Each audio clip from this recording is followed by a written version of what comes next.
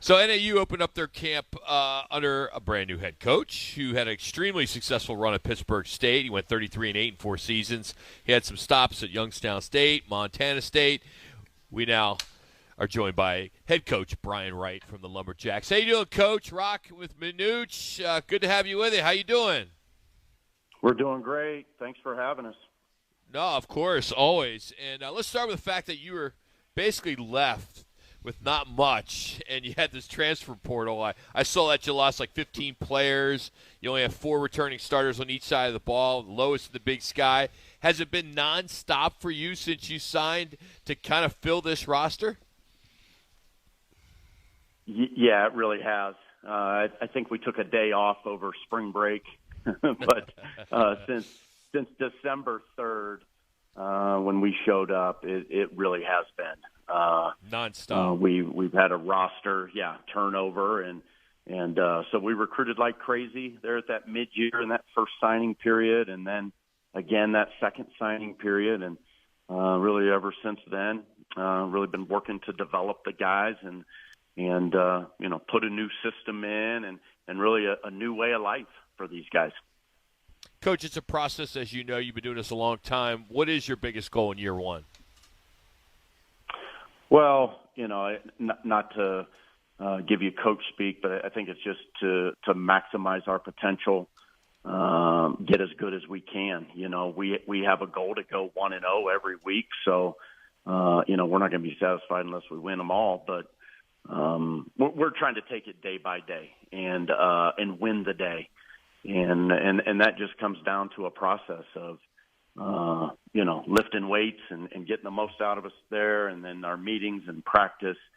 And I think, too, at the same time, just watching these guys grow and come together as a unit has really been fun to this point.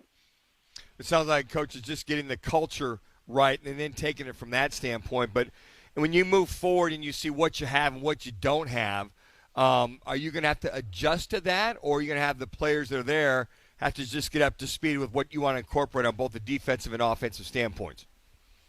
Well, there's a little bit of both there for sure. We have a system on offense, defense, and special teams, and we have the guys that can execute that. But at the same time, you're also, not going to fit that square peg into a round hole. You're going to also work around what you have and develop your schemes also around what your guys do well, and take advantage, of those things. And when you look at that overall, what were some of the things that you guys went into for spring football to incorporate that, and what were some of the pros and some of the cons coming out of spring football that you can build on, and then those things you can correct on? Well, in spring ball, we were trying to teach our guys how to practice at the level that we want them to practice. And that's a fine line sometimes, because you want your guys to really compete and go after each other, but yet, we use a more professional model of really taking care of each other, staying off the ground, not a lot of tackling. So that was step one for us, was really learning how to practice. And then I think it was, the speed in which we get the calls in on offense and defense, because both sides of the ball have adjustments to base calls. So that was a big learning curve for both sides of the ball. But I felt like by the end of spring ball, we were doing a really good job of that. And then, I'll speak on the offensive side.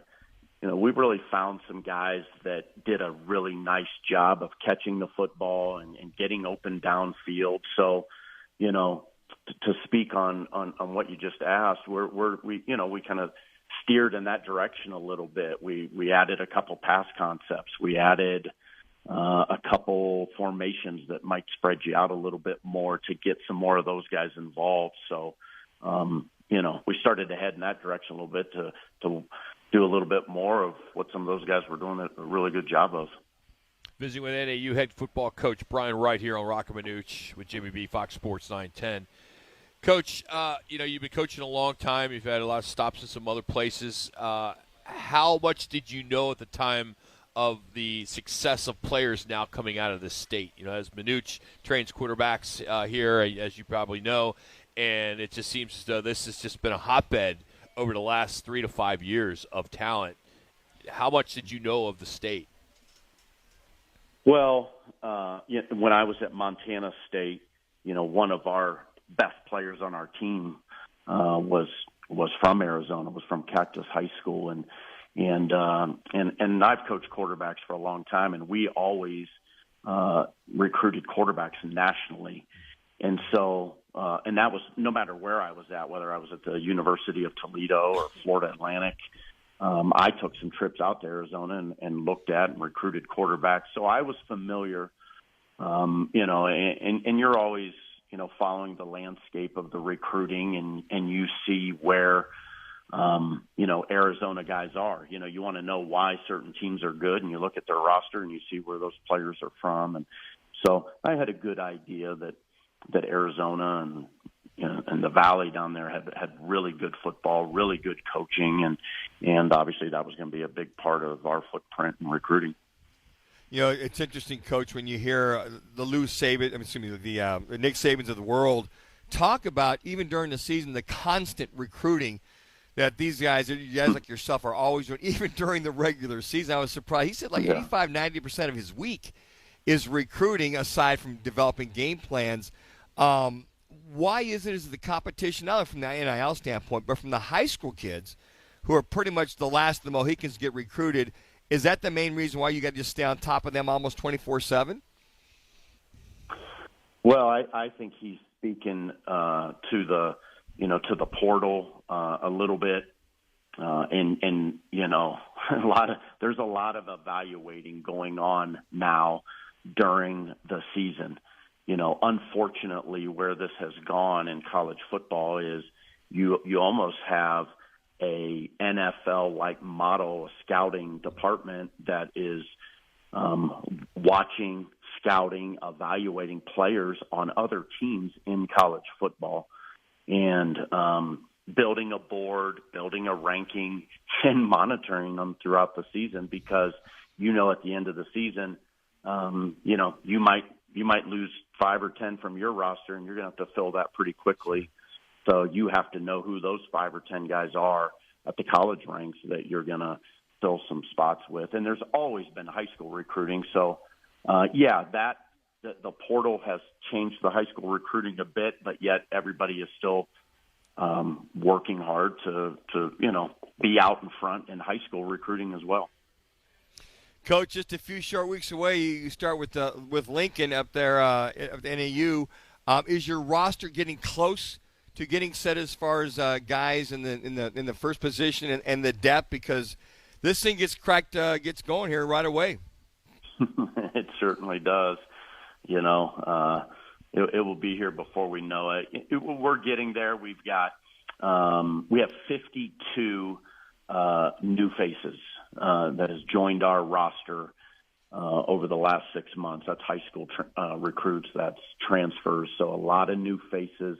And a handful of those guys are, either vying for or working their way into a starting position, or maybe a number 2 role, or, maybe it's the third, corner in the game, that kind of thing. So a lot of guys that are going to contribute. So there are still a lot of question marks there that I think we'll be answering early in the regular season as well. I don't think we'll have all those answers set in stone necessarily, here in 3 weeks. We better be close, and I think we'll be close to it. But we'll still have some guys that I think are going to develop and shoot by the end of or the middle of the season, might be playing their best football and moving their way up the depth chart. And, Coach, with all the NAU alumni that are looking to come up for that opening game, what kind of offense are we looking forward to seeing? What kind of defense are we looking forward to seeing? Well, an offense that scores a lot of points and a defense that doesn't allow many. That's what we're trying to do. And offensively, we're gonna be up tempo. We're no huddle. We worked out of the spread quite a bit. 3 receivers and a tight end and 1 running back. But we're going to be multiple in that as well. So you'll see some different guys, some different personnel packages in there, and